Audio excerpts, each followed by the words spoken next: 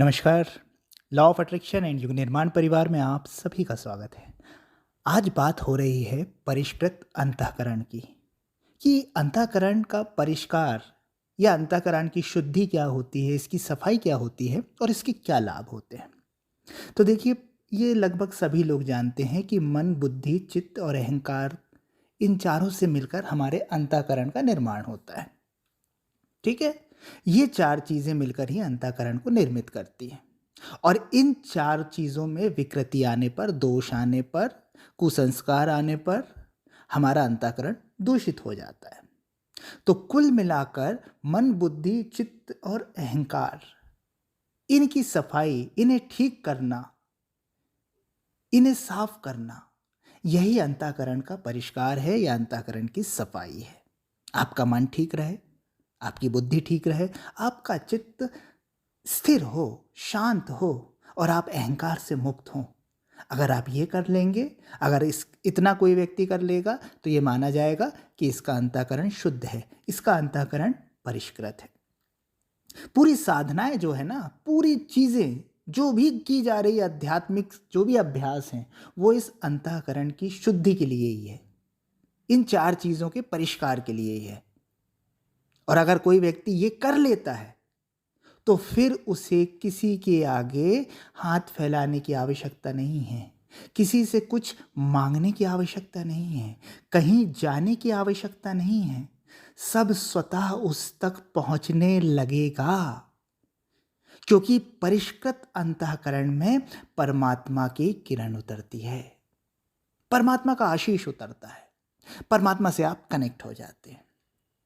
आप अपने घर की कल्पना कीजिए, आपके घर में एक पूजा का स्थान होगा, आप उसे शुद्ध रखते हैं, साफ रखते हैं, सफाई का ध्यान रखते हैं, पवित्रता का ध्यान रखते हैं ना। क्यों रखते हैं? कि भाई यहाँ भगवान विराजे हुए हैं, यहाँ पर हम भगवान की आराधना कर रहे हैं, आरती कर रहे हैं, पूजा कर रहे हैं, तो यहाँ साफ सफाई ज़रूरी है। वैसे ही अगर आपका अंतःकरण शुद्ध है, पवित्र है, पूजा के कमरे की तरह साफ है, तो ये निश्चित मानिए कि परमात्मा की किरण वहाँ उतरेगी, उसके संदेश वहाँ उतरेंगे, आप वहाँ से कनेक्ट कर पाएंगे। लोग अंतःकरण के परिष्कार को ध्यान में नहीं रखते, आत्म परिष्कार पे ध्यान नहीं करते, वो लग जाते हैं सीधा कर्मकांड करने, सीधा माला उठा के करने लगे, चालीसा उठा के करने लगे, नाम जप शुरू कर दिया। लेकिन फल इसलिए नहीं मिल पाता है कि अंतःकरण शुद्ध नहीं है, अर्थात जिस स्थान से इन चीज़ों का संचालन हो रहा है, मन, बुद्धि, चित्त, अहंकार से, वो ही शुद्ध नहीं है। तो कहीं ना कहीं हमें जो अपेक्षित फल मिलने चाहिए कर्मकांड से, नाम जप से, मंत्र जप से, वो नहीं मिल पाते। इसलिए लोग बोलते हैं कि हम तो बहुत पूजा करते, 2-2 घंटे, 3-3 घंटे पूजा करते हैं, लेकिन हमारे जीवन से कष्ट नहीं जा रहे हैं। कष्ट इसलिए नहीं जा रहे हैं क्योंकि आपने जड़ पर काम नहीं किया है, आप पत्तियों को सींचने में लगे हुए हैं, आप तने में पानी डाल रहे हैं और जड़ पे आपका ध्यान नहीं है। तो जड़ है आपका अंतःकरण। अंतःकरण का परिष्कार कीजिए, इसे साफ कीजिए, इसे निर्मल कीजिए।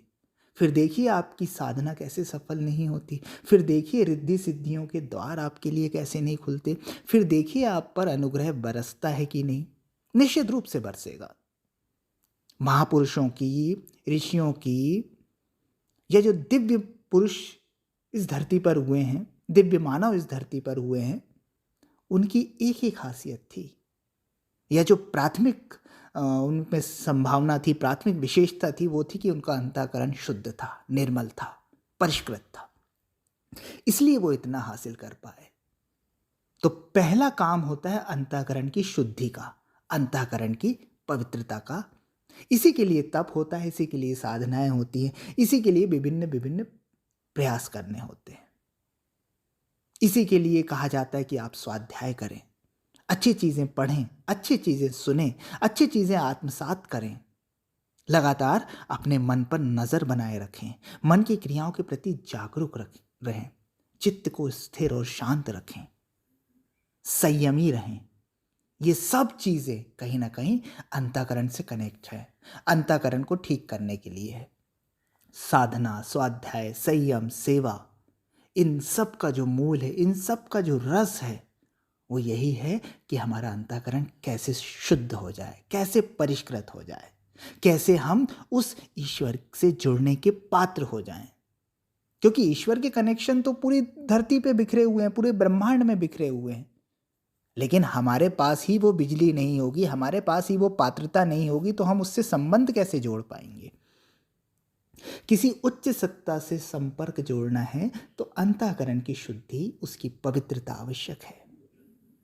पर हमारी शुद्धता और सफाई शरीर तक सीमित है। शरीर को साफ कर लिया, नए कपड़े पहन लिए, लग गए पूजा पाठ में। कितने सालों से कर रहे हो आप, खुद देख लो, और क्या पा लिया।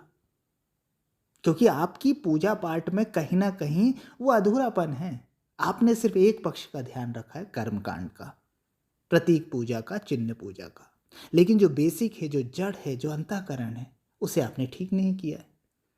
जब अंतःकरण दोष और दुर्गुणों से, कषाय कल्मशों से, कुसंस्कारों से मुक्त होता है ना, तो आप पाएंगे कि आपका हर कृत्य पूजा हो जाता है, हर कृत्य आपके आनंद का कारण बन जाता है। तो अंतःकरण के परिष्कार पर ध्यान दीजिए, जागरूक रहिए, जीवन में ध्यान को उतारिए, अध्यात्म को उतारिए, स्वाध्याय को उतारिए, संयमी जीवन जिए, और सेवा के लिए भी अपना एक अंश ज़रूर निकालें। ये सब आप करते जाएंगे, आप पाएंगे कि आपका अंतःकरण शुद्ध होने लगा, मन शांत होने लगा, चित्त निर्मल होने लगा, अहंकार विलीन होने लगा, और प्रभु की कृपा आप पर बरसने लगी। धन्यवाद।